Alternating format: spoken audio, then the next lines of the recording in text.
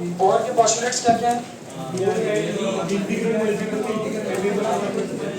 कोई भी इलेक्ट्रॉन उस ऑर्बिट में घूमेगा जिसका angular momentum integral multiple of 2 पाई होगा। पहला बोहर का पोस्टुलेट।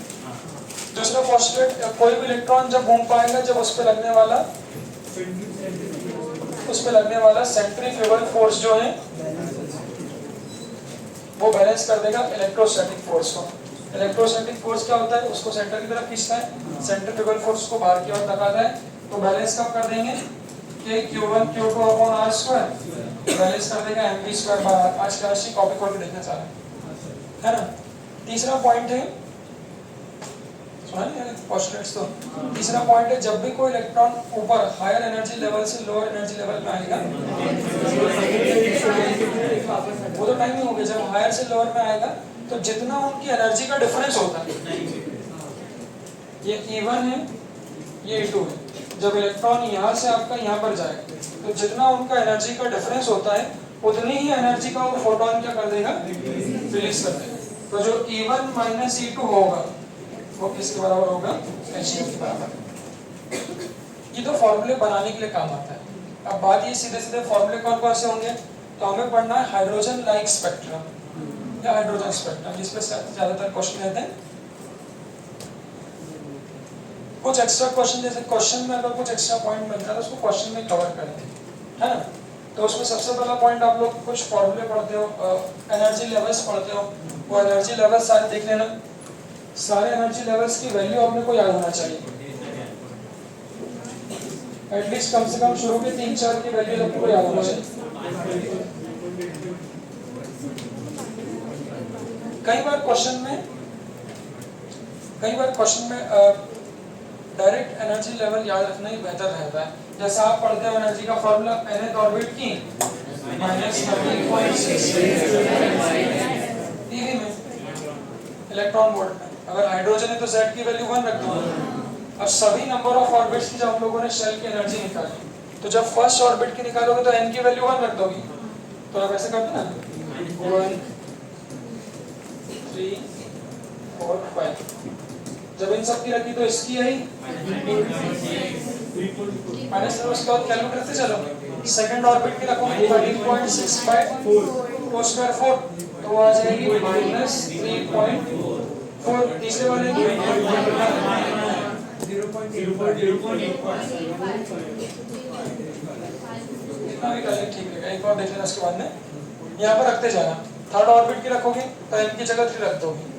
फोर्थ ऑर्बिट की रखोगे तो n की जगह 4, फिफ्थ की रखोगे तो n की जगह 5। तो ये मैंने शुरू के 4 ऑर्बिट्स की एनर्जी यहाँ पर लिख दी। फिर सवाल ये बनता है कि इनकी एनर्जी डिफरेंस याद कर लो। तो फर्स्ट और सेकंड के बीच का जो डिफरेंस है इनको माइनस करोगे 10.2। जब इसको माइनस करोगे तो 10.2 इलेक्ट्रॉन वोल्ट आ जाएगा। जब सेकंड और थर्ड को माइनस करोगे तो वो 1.9 आता है। करके देख लो 3.4 और 1.5 को माइनस करो कितना आ जाएगा 1.9। जब थर्ड और फोर्थ को माइनस करोगे तो 0.65 आएगा। उसको देखो। तो ये 3 एनर्जी लेवल्स कम से कम आपको याद होना चाहिए। ये किसके लिए लिख रहे हैं हम लोग, हाइड्रोजन एटम के लिए। हाइड्रोजन के लिए क्यों, क्योंकि Z की वैल्यू 1 है। यही कहानी। तो फर्स्ट और सेकंड के बीच देख लो, सेकंड थर्ड के बीच देख लो, थर्ड फोर्थ के बीच देख लो। तो फर्स्ट और थर्ड के बीच डिफरेंस कितना है, फर्स्ट और थर्ड। तो इन दोनों को जोड़ दोगे तो आ जाएगा 12.1 इलेक्ट्रॉन। इसको देखो। और फर्स्ट और फोर्थ के बीच लिखोगे तो ये आ जाएगा 12.75।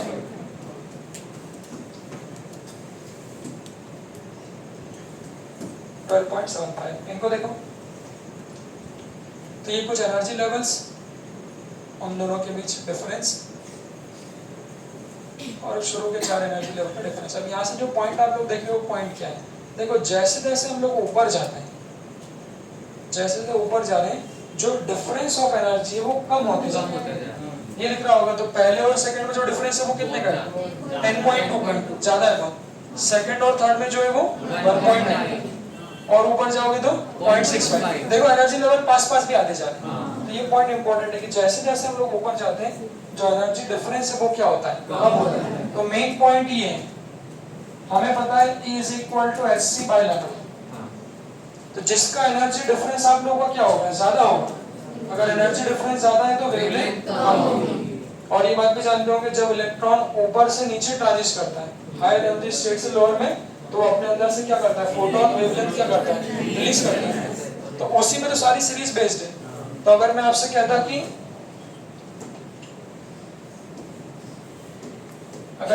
आपसे एक n इज इक्वल टू 4 से 2 में गिर रहा है और एक 2 से 1 में गिर रहा है, 4 से 2 में गिर रहा है और 2 से 1 में गिर रहा है, किसकी वेवलेंथ ज्यादा होगी,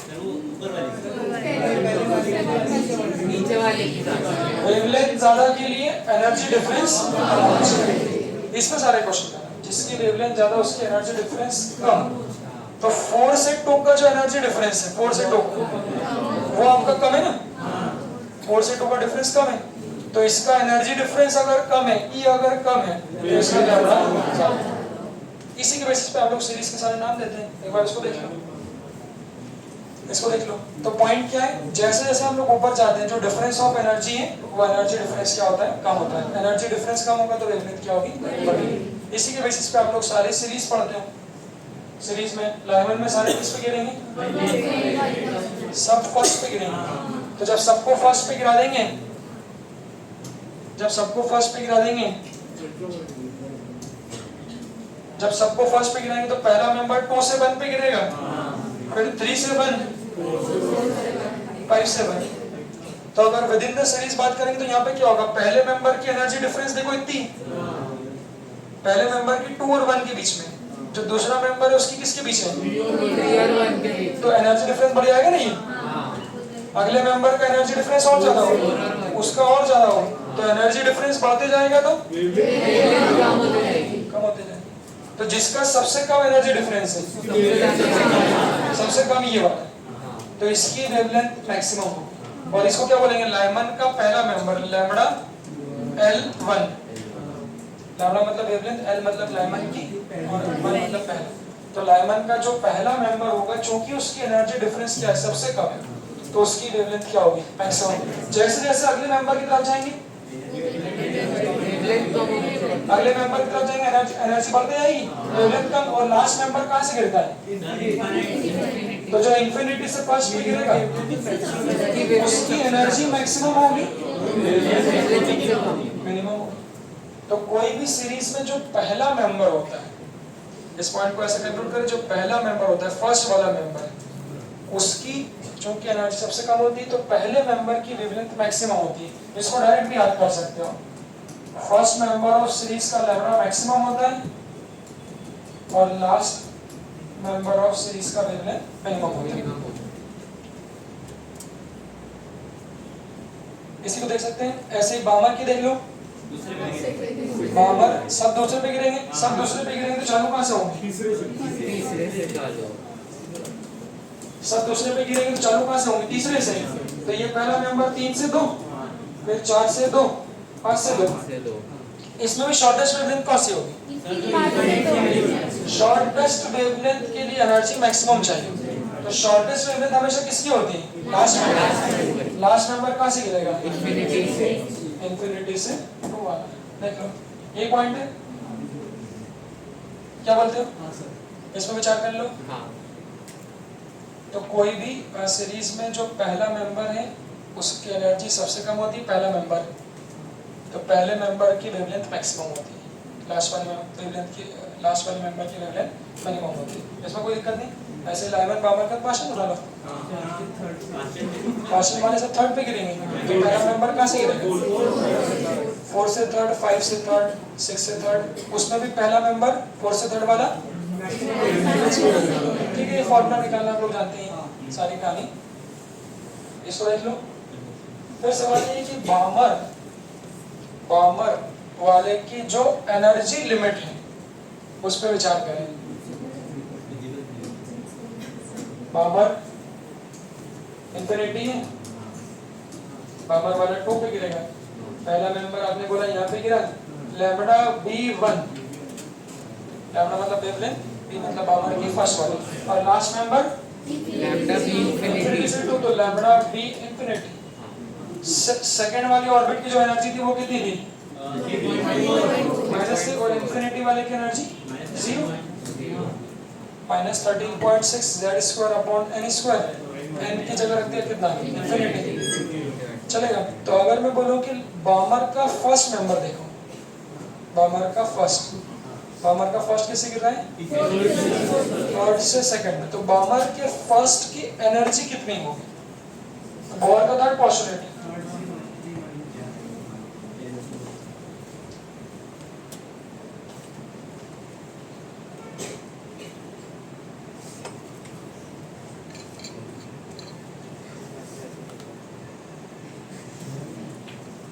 अरे वाह, ऑडियो सुन रहे ऑडियो ऑडियो सुनो। अच्छा ऑडियो में आपका ऑडियो मेरा ऑडियो। एक बार एक वोटिंग लेना चाहिए अपने को सबको। उस वोटिंग में तुम लोगों से ईमानदारी से पूछूंगा कि ईमानदारी से बताओ कितने लोग सच में सिलेक्शन के लिए तैयारी कर रहे हैं। फिर आपको दिल से लिखना पूरा अपने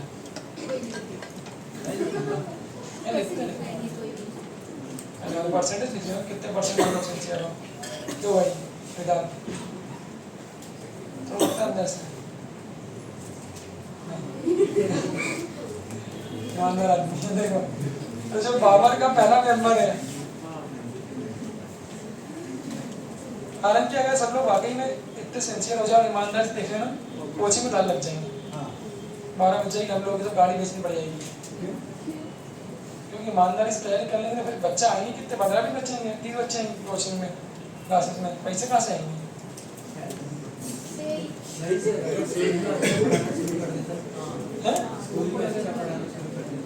तो हम स्कूल पढ़ाने लग जाएंगे, दिक्कत के वहाँ से पैसा लेंगे नहीं, पर वो सही रहता है। बस इसी तरह बच्चे नहीं पढ़ते रहे, 25 लाख अगले साल हो जाए, 30 लाख हो जाए, अपनी कोचिंग में बढ़िया बच्चे पढ़ते हैं, तो मैं हम लोग गाड़ी का साइज बढ़ा लेंगे हमारा।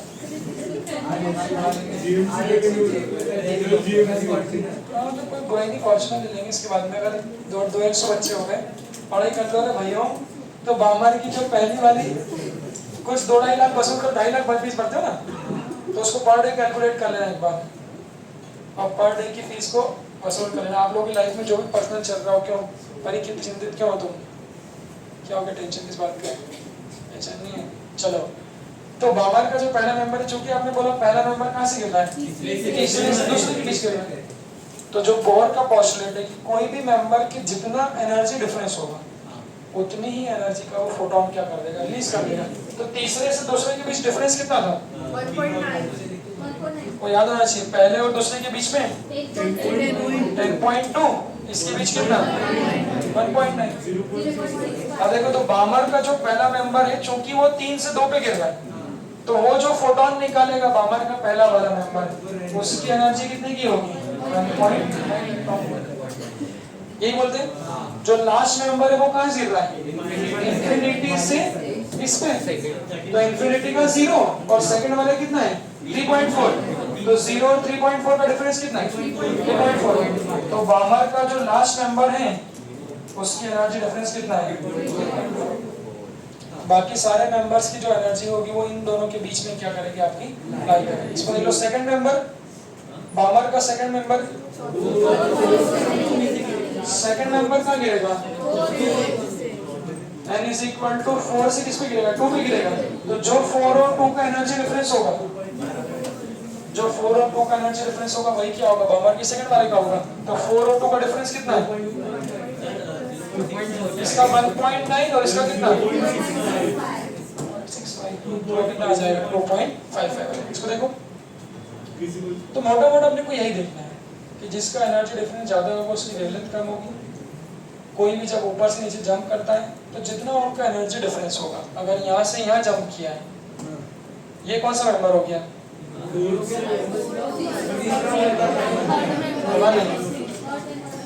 n is equal to 1 पे गिरा है, तो 1 पे मतलब लाइमन है। तो फर्स्ट मेंबर यहाँ से, सेकंड मेंबर यहाँ से, थर्ड मेंबर यहाँ से, ये कितनी एनर्जी का फोटोन रिलीज करेगा?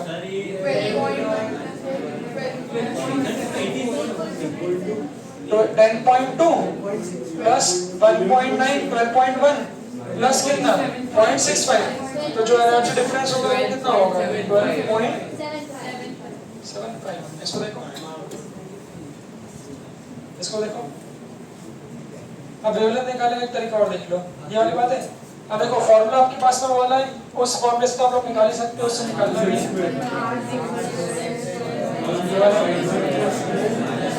है ना। अब सुनो, इसको इससे भी निकाल सकते हो, क्योंकि यूनिट अपने पास सही है। तो यहाँ से लैम्डा निकालना तो एनर्जी को नीचे दिखाओ। तो जिस भी मेंबर की आपको निकालना है उस मेंबर की एनर्जी डिफरेंस अगर पता हो तो उसको डायरेक्टली क्या कर दो, उसको डिवाइड कर दो। तो एनर्जी डिफरेंस देखना, जैसे मैंने बोला बामर लाइमन का सेकंड मेंबर, लाइमन का सेकंड, लाइमन है मतलब सब किस पे गिरेंगे फर्स्ट में, सेकंड मेंबर मतलब कहां से गिरेंगे 3 से 1। तो अगर एनर्जी डिफरेंस डायरेक्ट याद रखोगे तो बहुत सारे क्वेश्चन में फायदा होगा। तो 10.2 1.9, ये कितना होगा 12.1। तो लाइमन का सेकंड मेंबर की निकालना है तो 12400 अपॉन कितना 12.4। इलेक्ट्रॉन वोल्ट से इलेक्ट्रॉन वोल्ट क्या हो जाएगा कैंसिल, यही क्या होगी हमारी सेकंड। तो शुरू वाले मेंबर की वेवलेंथ अगर कैलकुलेट करनी है तो वैसे भी कर सकते हैं और आप ऐसे भी कर सकते हो। इसको देख लो, सिर्फ 12400 से आपको डिवाइड करना है। ऐसे बामर के फर्स्ट मेंबर की पूछी दो, बामर का फर्स्ट 3 से किस पे जाएगा आपका 2, 3 से 2 का डिफरेंस कितना है 1.9। तो बामर का फर्स्ट मेंबर है तो 12400 ये से ये क्या हो जाएगा। और जो वाला फार्मूला वो तो लगा सकते हो 1/λ = r 1/n2 का जो हम लोग केमिस्ट्री में करते हैं, ठीक है। इसको देख लो, फिर सारे फार्मूले एक बार वो देख लो कौन कौन से पैरामीटर किस किस पे डिपेंडेंट है। 3 बनाते हैं, फिर बाकी हम लोग याद रख सकते हैं, उसको भी एक बार देख लो वो कौन कौन से यूज हो रहे हैं। जैसे nth ऑर्बिट की रेडियस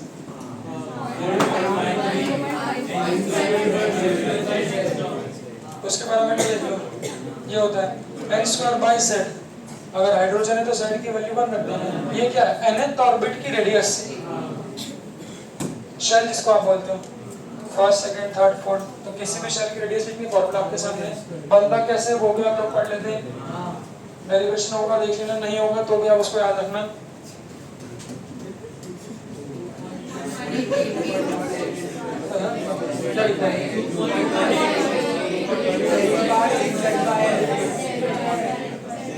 ये क्या है, कोई भी इलेक्ट्रॉन अगर क्या कर रहा है किसी न्यूक्लियस के अराउंड रिवॉल्व कर रहा है तो हर ऑर्बिट में उसकी स्पीड अलग अलग होगी। तो किसी भी ऑर्बिट में अगर स्पीड निकालनी है तो ये वाली स्पीड आपकी फर्स्ट ऑर्बिट में निकालनी है, n की वैल्यू 1 हाइड्रोजन कर दो। और दो यूज होते हैं मेन अपने, एनर्जी के 3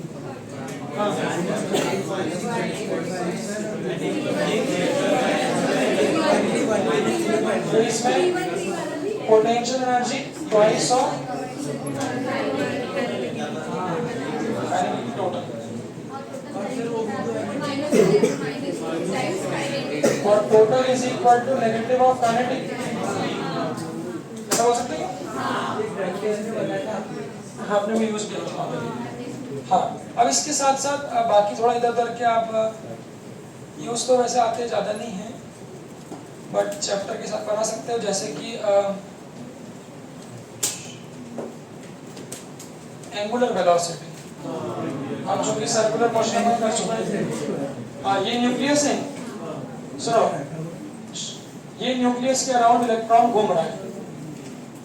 अब सारे पैरामीटर देख लो। अब चूंकि न्यूक्लियस के अराउंड इलेक्ट्रॉन घूम रहा है तो जिस ऑर्बिट में घूम रहा है उसकी रेडियस का फॉर्मूला है, उसकी वेलोसिटी का फॉर्मूला है। क्योंकि इलेक्ट्रॉन जो है वो क्या आपके न्यूक्लियस के अराउंड घूम रहे हैं ना, तो घूमेंगे तो उनके पास क्या होगी एंगुलर वेलोसिटी होगी। तो अगर इस इलेक्ट्रॉन की एंगुलर वेलोसिटी निकालना है तो v = ओमेगा। अब तो पढ़ चुके हैं, इसको बना लो। तो v = ओमेगा, तो ओमेगा क्या हो जाएगा तो उसको ऐसा बोलेंगे nth ऑर्बिट में ओमेगा nth ऑर्बिट में वेलोसिटी ऑर्बिट में रेडियस। प्रोपोर्शनलिटी कैसे देखेंगे, देखो वेलोसिटी किस फैक्टर पे डिपेंडेंट है z by n पे, और जो रेडियस है वो m स्क्वायर बाई z। देखो ये z ऊपर चले जाएगा तो वो बन जाएगा कितना, z स्क्वायर अपॉन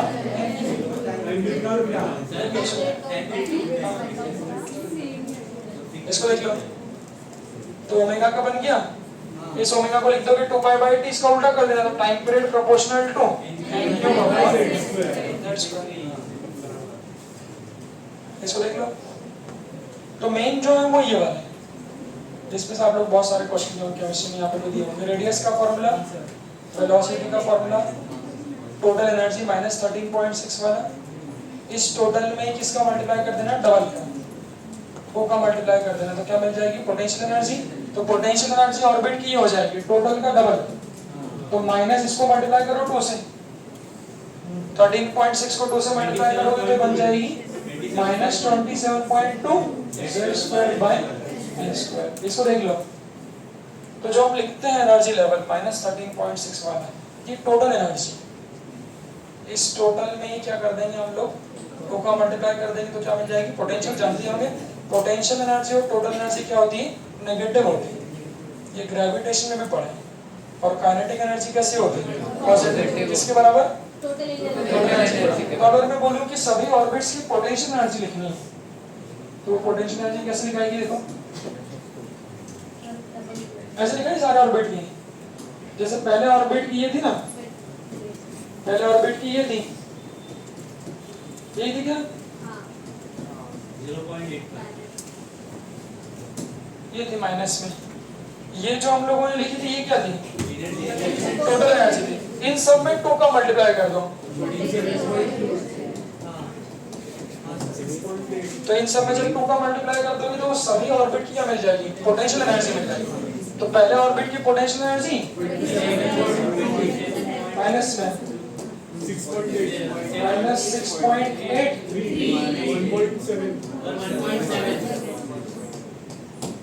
देखो इसमें 1-2 क्वेश्चन अच्छे बनेंगे, आगे लोगों का भी चर्चा है पोटेंशियल टोटल पे। इसी टोटल एनर्जी में क्या कर दोगे, पॉजिटिव कर दोगे तो सब में पॉजिटिव लगा दोगे तो क्या बन जाएगी। इसको देख लो, क्वेश्चन में दूंगा, क्वेश्चन इसमें अच्छे भी कुछ दिए हुए हैं, जब क्वेश्चन पे चर्चा करेंगे तभी कुछ एक्स्ट्रा पॉइंट, जैसे वो बोलेंगे if the total energy of second orbit is assumed to be 0, इस तरह के क्वेश्चन लेंगे, उस पर चर्चा करेंगे अपन। और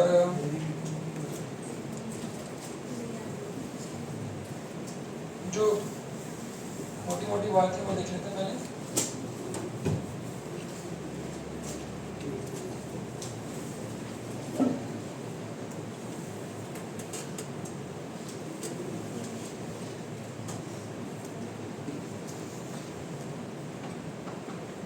इनके बड़े वाले फॉर्मूले भी 13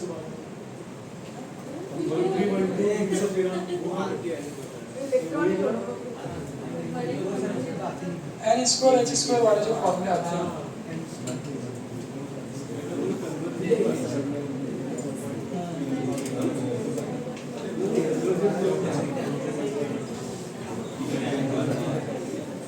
हाँ सुनो, एक ये वाली कहानी देख लेना।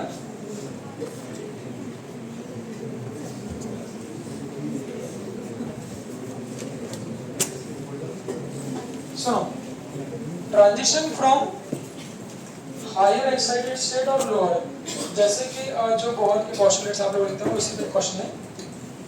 जैसे वो ये कहते हैं कि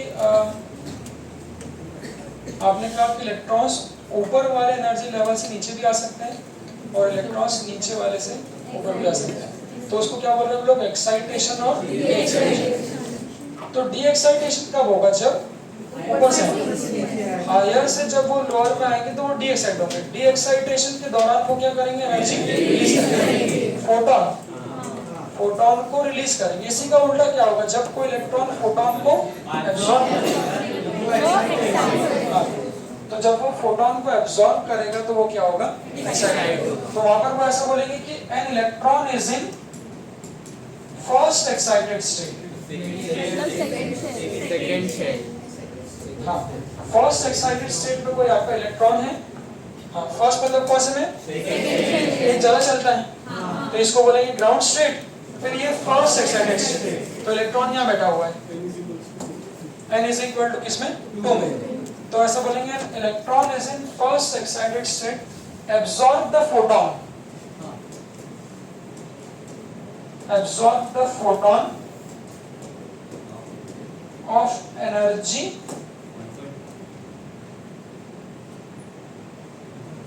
2.55 इलेक्ट्रॉन वोल्ट। ऐसा क्वेश्चन आ जाएगा, कोई एक इलेक्ट्रॉन है जो फर्स्ट एक्साइटेड स्टेट में है, उसने absorb the energy, absorb the photon of energy what? 2.55।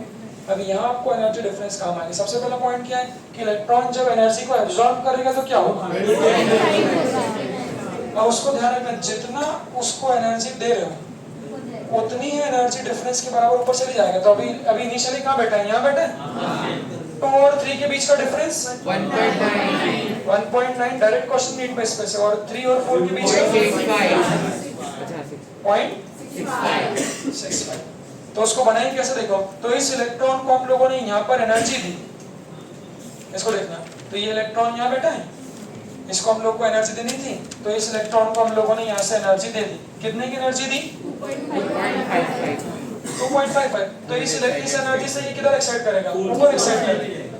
तो पॉइंट क्या है कि जितनी एनर्जी उसको हम देते हैं, हमने उसको 2.55 दी, तो ऊपर एक्साइट तो करेगा, बट जितना डिफरेंस होगा, तो 2 और 4 का डिफरेंस कितना है? 2.55। तो 2 और 4 का डिफरेंस कितना हमारा? 2.55।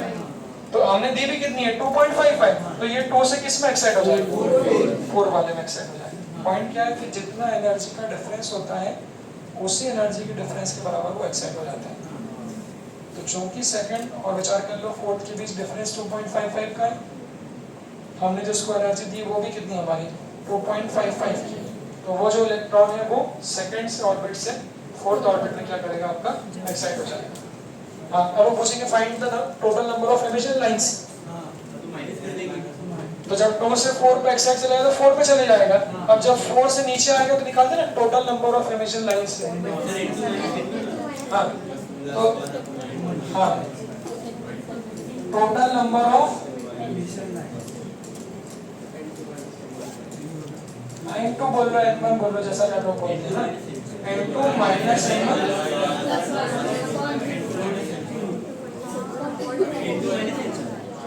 इधर तो आधा मिनट लगेगा।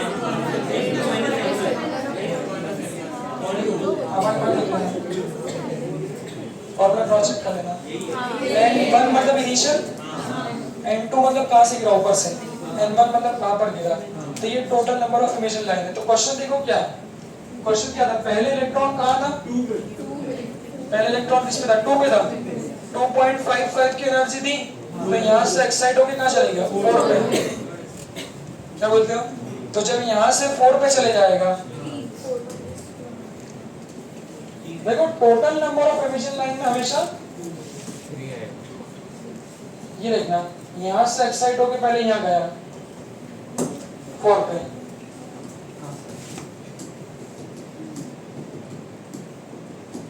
देखो पहले 2 पे था, 2 से एक्साइट होके 4 पे चले गया। अब जब 4 से डी एक्साइटेशन होगा तो total number of emission line मतलब कितनी तरह से एमिट कर सकता है? तो यहाँ से फाइनली किस पे गिरेंगे सारे इलेक्ट्रॉन? डाउन एनर्जी स्टेट पे। जब total number of emission line पूछेंगे तो total number of emission line में हमेशा वो फाइनल किस पे गिरेंगे? सब ग्राउंड पे गिरेंगे। कहाँ से गिर रहे हैं? 4 से। फाइनली किस पे गिरेंगे? फर्स्ट पे गिरेंगे। तो जो फॉर्मूला में वैल्यू आई देखो वो, तो N2 है 4 माइनस 1 प्लस 1, 4 माइनस 1 बाई कितना आएगा? 2 आएगा। तो माइनस 1 से प्लस 1 क्या हो जाएगा? कैंसल। ये कितना आ जाएगा? 4 दिया 12/2 मतलब कितना आ जाएगा? 6। तो जब 4 से गिरता है 1 पे तो total 6 number of emission lines आती हैं। उसको देख लो एक बार, वो 6 कौन कौन सी होगी इस फोटो से? देखो तो एक ये वाली होगी, 2, 3 होगी,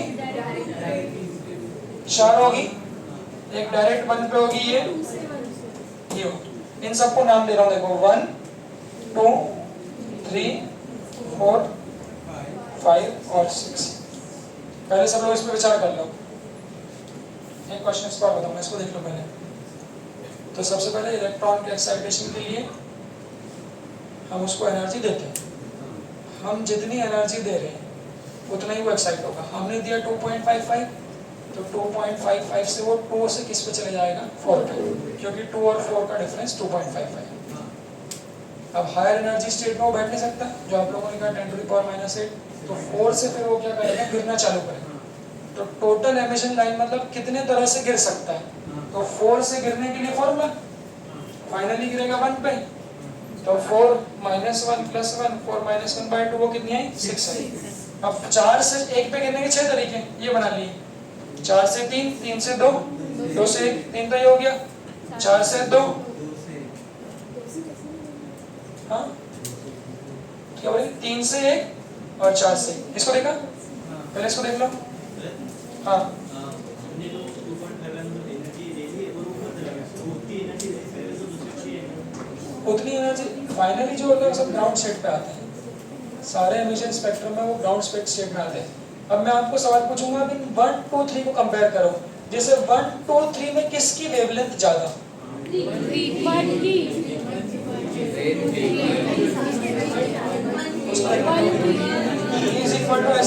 वेवलेंथ ज्यादा पूछ लो, वेवलेंथ ज्यादा मतलब एनर्जी कम। तो अगर इन छो को सुनो ध्यान से, अगर इन छो को मैं घटती हुई वेवलेंथ के क्रम में जमाऊं, घटती हुई मतलब सबसे ज्यादा पहले, तो मैक्सिमम वेवलेंथ के लिए एनर्जी क्या चाहिए, E = hc/λ। तो मैक्सिमम वेवलेंथ के लिए एनर्जी सबसे कम चाहिए, तो सबसे कम एनर्जी किसकी,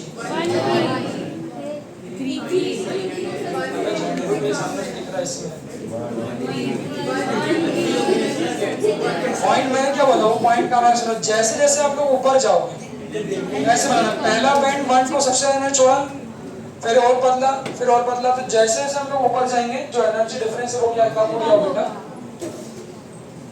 उठ जाओ इधर, सोने वाले टाइम पे हैं, या तो डिस्टर्ब नहीं करता मैं आपको, अच्छे से हो जाओ, उठ गया आनंदी,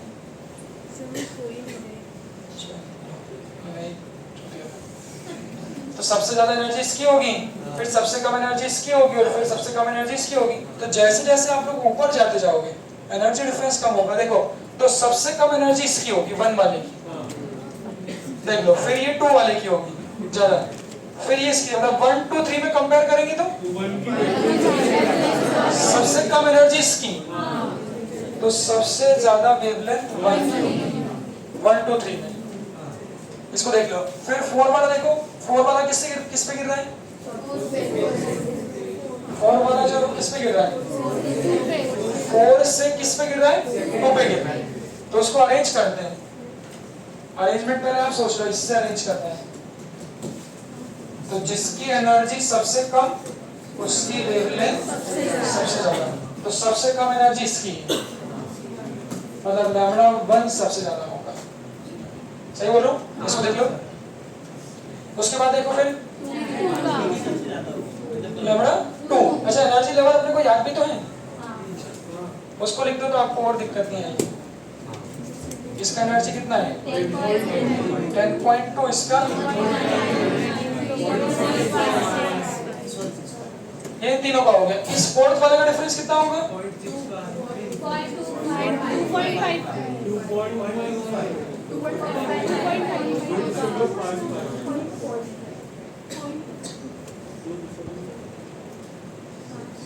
4 से 2 का जो डिफरेंस होगा वो कितना होगा 2.55, ये फोर्थ वाले का है, क्या बोलते हो इसका, इसका तो 12.1, इसका और इसका 12.75। एक बार पहले इसको अच्छे से याद कर लो, कम से कम शुरू में 3 लेवल के एनर्जी डिफरेंस याद कर लो। पहले वाले का 10.2, 1.9, 0.65, ये पहले 3 एनर्जी लेवल का डिफरेंस है, जो आपको ये बताना है ऊपर जाने पे कम होते हैं। देख लिया इसको, थर्ड और फर्स्ट के बीच का देख लो डिफरेंस, थर्ड और फर्स्ट के बीच का देख लो कितना है 12.1 है सामने है, और फोर्थ और फर्स्ट के बीच का 12.75 और फोर्थ और सेकंड के बीच का 2.5। अब जमा है, तो जिसकी एनर्जी सबसे कम उसकी वेवलेंथ सबसे ज्यादा। इन छह में देख लो सबसे कम किसकी इसकी, तो इसकी उसके बाद देखो इस वाले की, तो इसकी एनर्जी सबसे कम है तो इसकी वेवलेंथ सबसे होगी लैम्डा 2। उसके बाद फिर किसकी ये मत गलती करना, इसकी तो 10.2 है, बट जो फोर्थ वाला मेंबर है उसकी 2.5 है, तो इसकी एनर्जी कम है तो इसकी वेवलेंथ ज्यादा होगी लैम्डा 4। उसके बाद फिर थर्ड ये, तो उसके बाद फिर लैम्डा 3, फिर 6 वाले की 12.1 है, तो इसकी एनर्जी कम तो इसकी वेवलेंथ ज्यादा, फिर लैम्डा 6 सबसे कम।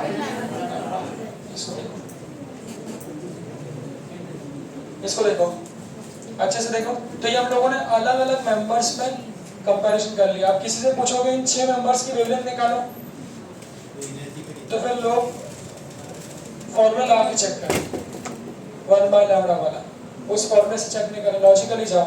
अब इन सब मेंबर्स को नाम दे रहे हैं, सेकंड वाले को कौन सा मेंबर नाम दे रहे हैं?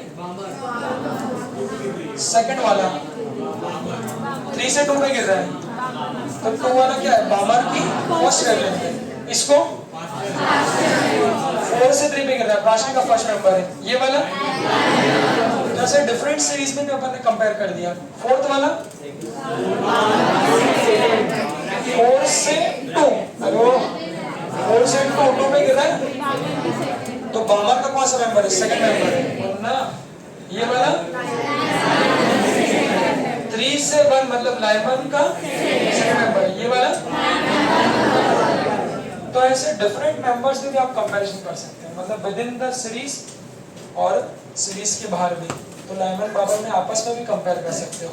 तो कुल मिलाकर अगर चेक करना है कि कौन सी वेवलेंथ आप लोगों की आ रही, तो आप लोगों को एनर्जी चेक करना चाहिए। और इससे आगे देखना है तो एक बार 5 से गिरा दोगे, तो जब 5 से ग्राउंड स्टेट पे गिराओगे 5 से, तो पूरा चैप्टर दिख जाएगा एक ही बार में।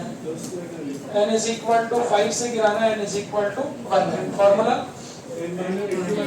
5 × -n1 + 1 इधर n -n1/2, ये कर दिया तो 5 4 10 है।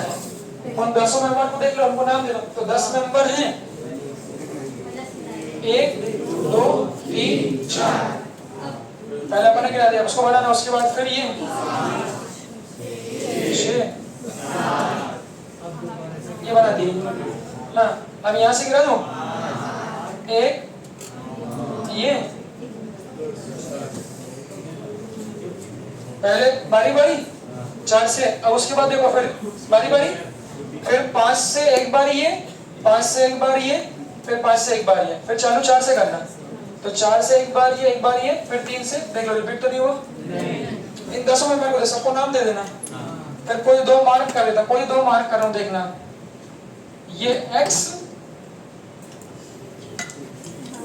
और ये y, x ये वाली है, एक मिनट ग्रीन कलर, ये x और ये y, इनमें देख लो तो x और y में किसकी वेवलेंथ कम है वो देख लो, किसकी वेवलेंथ कम है। वेवलेंथ कम होने के लिए एनर्जी पॉइंट, जितना नीचे वाला होगा उसका डिफरेंस ज्यादा होगा, तो y का डिफरेंस कितना है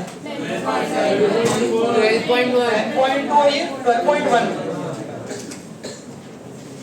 ये देख लो x का ये, तो ये डिफरेंस दिखने में ज्यादा दिख सकता है, बट ऊपर जाओगे तो डिफरेंस कम आएगा 1.9 0.65, थोड़ा बहुत इसमें और ऐड करोगे ये 3 या 2.8 के आसपास आएगा।